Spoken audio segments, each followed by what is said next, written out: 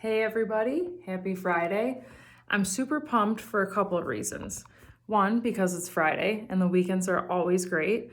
Two is because I'm finally back in the gym. I tore my calf muscle a little over a week ago, and the doctors originally thought it was cellulitis because my leg turned red all the way around from my knee actually down past my ankle. It was bright red. On the third day, it got extremely hot. Like it had been hot a couple days prior, but on that third day, it was really, really hot.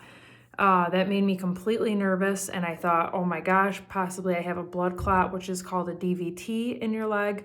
Extremely dangerous. If you do have a blood clot in your leg, it can travel up to your lungs and it can kill you because you can't get all the blood out. So definitely a good thing to get it checked out. Go get an ultrasound if you think you have something like that happening. They will check the main vein that runs all the way from your groin down into your calf and make sure that there's no clotting there. In my case, luckily there wasn't. And then at that point, they thought that possibly I had cellulitis, so they put me on an antibiotic for that.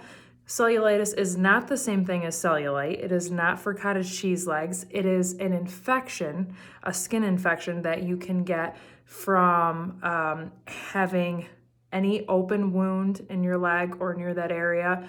Mine ended up not being from that, but because I'm already on the antibiotic, I need to finish taking it. I tore my muscle, it bled into my leg, which is what caused the redness and the heat, having all that blood in there.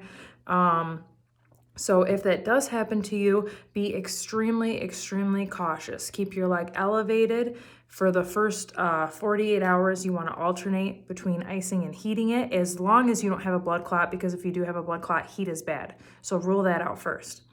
For the first 48 hours, alternate between ice and heat. After the 48 hours have passed, then you do just ice.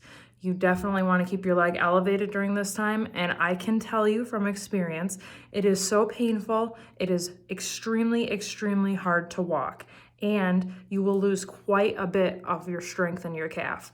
So I did some upper body. It took me 5 days, I think, to want to be able to do anything.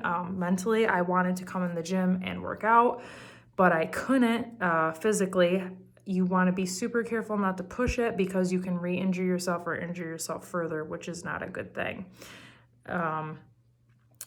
So when I first came down to the gym to do upper body, I was extremely careful with how I picked up my weights and everything.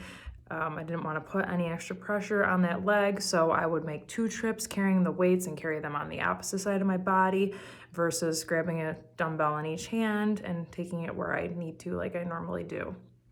So extremely cautious. Definitely warm up extremely well. Like a typical warm up, 10 minutes, should do like 15. Walk on the treadmill for a while. Make sure your entire body is warmed up. Even if you're not working that muscle, you want to be careful and warm it up. Do not try to stretch it because you can overstretch it once it's already hurt. So definitely want to be careful of that. Progress will be slow. I will slowly get back into doing legs. I am just now feeling better walking up and down the stairs because that hurt extremely bad at first. I had to position my foot a certain way.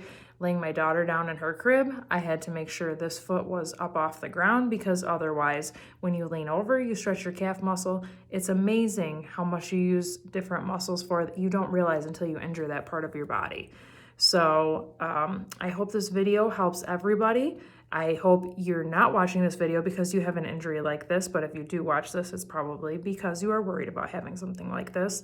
Even with a mild strain, it is best to ice it and heat it and elevate it for a while. Just give it a few days, like I said, even if it's mild, because you don't want to go to the point of tearing it.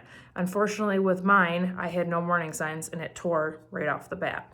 So I hope this video helps you. I hope everybody has a wonderful weekend. And if you like this video, please subscribe to my channel. Hit the little bell at the top so you get notified every time I post a video. Have a great weekend, everybody. Bye.